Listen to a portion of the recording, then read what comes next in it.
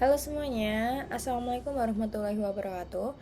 Perkenalkan, nama saya Irsa Diva Zulfiana dari Manajemen Pemasaran, NIM V1323040.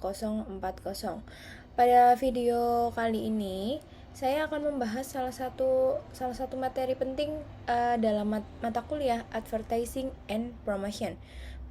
Materi ini sangat relevan dalam dunia pemasaran modern karena periklanan dalam membentuk persepsi konsumen serta mendorong keputusan pembelian. Yuk mari kita bahas. Jadi, di dalam dunia pemasaran modern, pemahaman terhadap perjalanan pelanggan menjadi krusial. 3 model utama yang menggambarkan perjalanan ini adalah AIDA atau disebut dengan sales funnel dan model atribusi. AIDA menekankan urutan psikologis pelanggan mulai dari kesadaran, tumbuhnya minat, timbulnya keinginan, hingga aksi pembelian. Model ini banyak digunakan dalam iklan tradisional seperti televisi dan cetak. Sementara itu, Sales Funnel mengadaptasi konsep AIDA ke dunia digital, membaginya ke dalam 3 tahap utama. Yang pertama itu TOFU atau Top of Funnel, yang bertujuan untuk menjangkau audiens luas. Kemudian yang kedua ada MOFU atau Middle of Funnel, bertujuan untuk membangun minat dan pertimbangan. Serta yang ketiga, yang terakhir ada BOFU atau disebut dengan Bottom of Funnel, bertujuan untuk memicu aksi pembelian. Namun, kedua model ini dianggap terlalu linier. Disinilah model atribusi hadir dengan menganalisis semua titik sentuh antara merek dan konsumen, dari media sosial hingga rekomendasi teman. Seperti itu. Kemudian dalam dunia pemasaran modern itu juga sangat penting untuk melakukan segmentasi terhadap audiens target agar strategi pemasaran itu lebih efektif ya.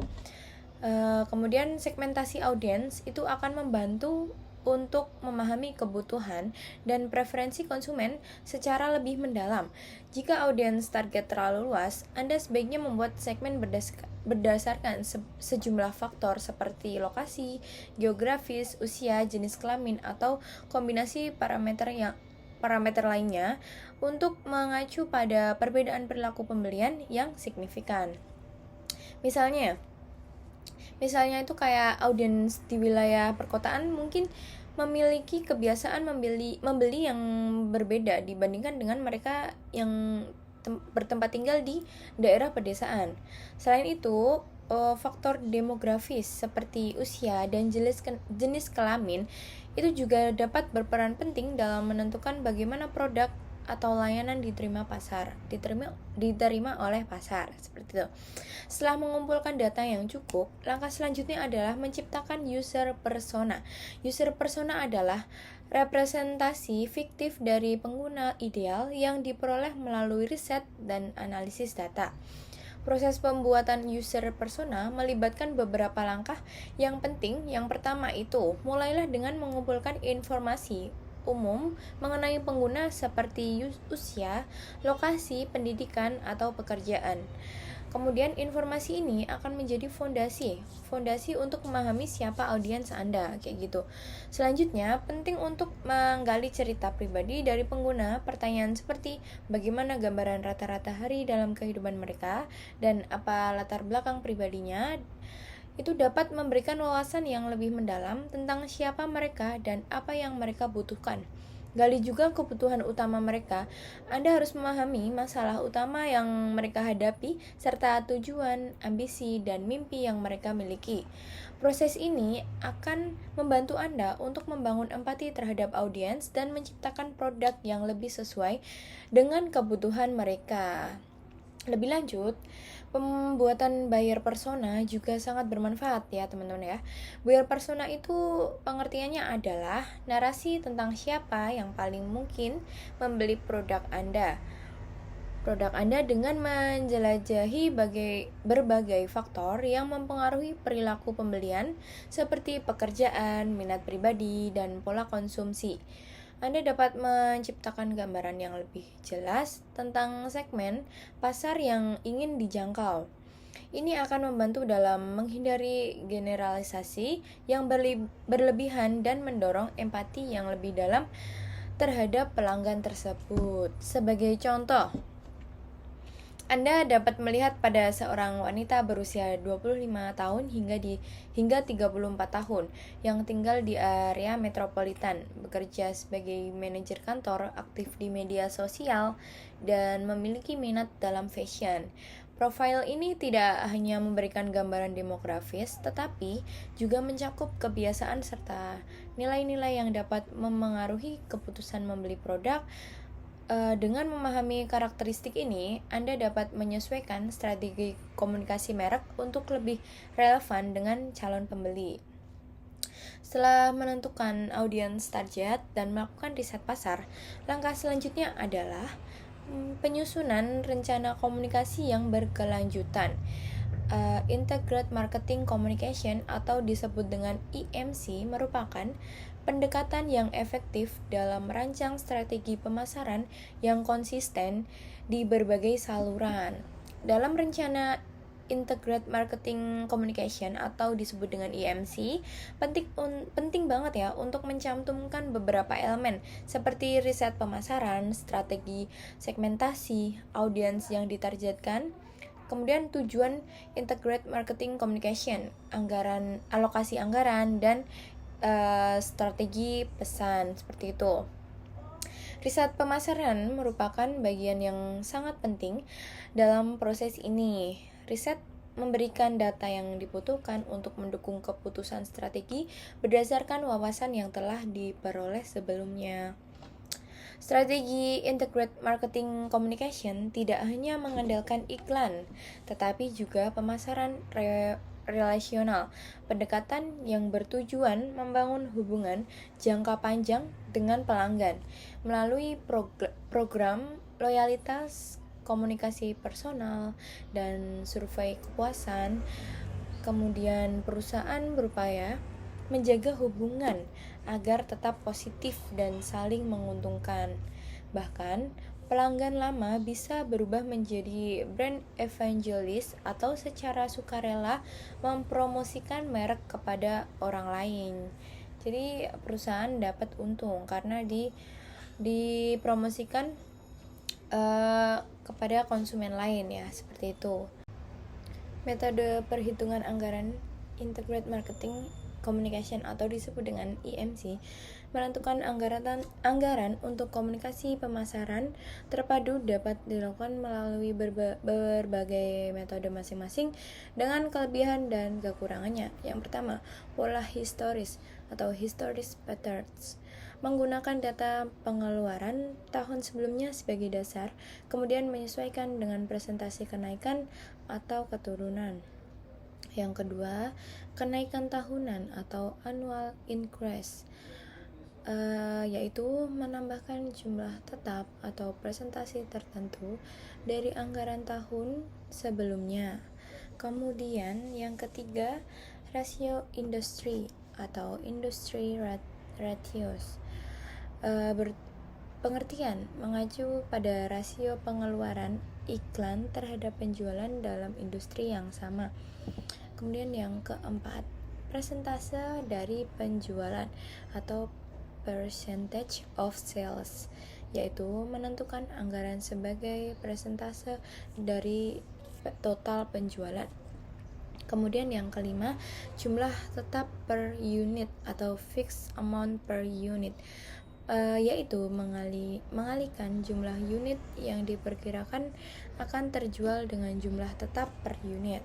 Kemudian yang keenam, pangsa pasar atau market share, yaitu mengalokasikan anggaran berdasarkan pangsa pasar yang dimiliki. Kemudian ada pangsa suara atau share of voice, yaitu mengukur pengeluaran iklan perusahaan dibandingkan dengan total pengeluaran iklan dalam kategori produk tersebut.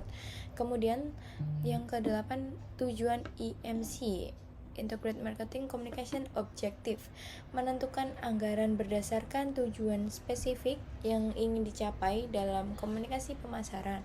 Kemudian model medis atau media models, menggunakan pembelian media secara programatik yang didorong oleh algoritma untuk efisiensi dan efektivitas. Kemudian yang ke-10 ada strategi lebih dari pesaing atau kompetitif plus, yaitu mengalokasikan anggaran lebih besar dari pesaing untuk mendominasi pasar. Kemudian ke-11 titik impas atau break even point, yaitu menentukan jumlah unit produk yang harus dijual agar total pendapatan sama dengan total biaya, ya, balance ya Kak. Balance. Kemudian yang terakhir di 12 masuknya merek baru atau new brand entry, yaitu merencanakan anggaran untuk merek baru dengan mempertimbangkan rasio industri dan analisis titik impas. Kemudian pengelolaan anggaran komunikasi juga menjadi tantangan tersendiri. Beberapa pendekatan umum meliputi penggunaan pola historis, kenaikan tahunan, presentase dari penjualan, hingga perhitungan berbasis pangsa pasar. Untuk merek baru, strategi lebih agresif mungkin diperlukan seperti metode kompetitif plus atau perhitungan titik impas. Anggaran harus disesuaikan dengan posisi produk dalam siklus hidup. Tahap pengenalan memerlukan banyak dana untuk membangun kesadaran, sedangkan tahap kematangan lebih fokus pada mempertahankan pasar. Kemudian dalam era digital zaman sekarang ini ya, Gen Z ini dalam era digital, penggunaan algoritma prediktif membangun perusahaan mempersonalisasi pesan dengan lebih akurat. Dengan melacak perilaku konsumen secara real time, kemudian sistem dapat merekomendasikan produk atau layanan yang kemungkinan besar itu dibutuhkan, meningkatkan efisiensi anggaran dan efektivitas pesan. Kemudian kreativitas tetap menjadi elemen vital dalam komunikasi pemasaran. Kreativitas tidak hanya soal ide menarik, tetapi juga harus relevan dan mendukung tujuan bisnis. Proses kreatif umumnya terdiri dari 4 tahap. Persiapan, yang pertama persiapan, yang kedua inkubasi, yang ketiga iluminasi atau disebut dengan munculnya ide, kemudian yang terakhir ada evaluasi. Teknik seperti brainstorming membantu tim menghasilkan banyak ide tanpa batasan, yang kemudian itu dapat disaring dan menjadi konsep yang paling sesuai. Untuk memastikan komunikasi yang tepat sasaran, pembuatan buyer persona sangat dianjurkan. Persona ini mewakili karakteristik konsumen ideal berdasarkan data nyata. Merek kemudian dapat menyusun brand brief, dokumen strategis yang memberi panduan kepada tim kreatif tentang siapa audiens mereka, apa pesan utama yang ingin disampaikan, dan saluran media yang digunakan.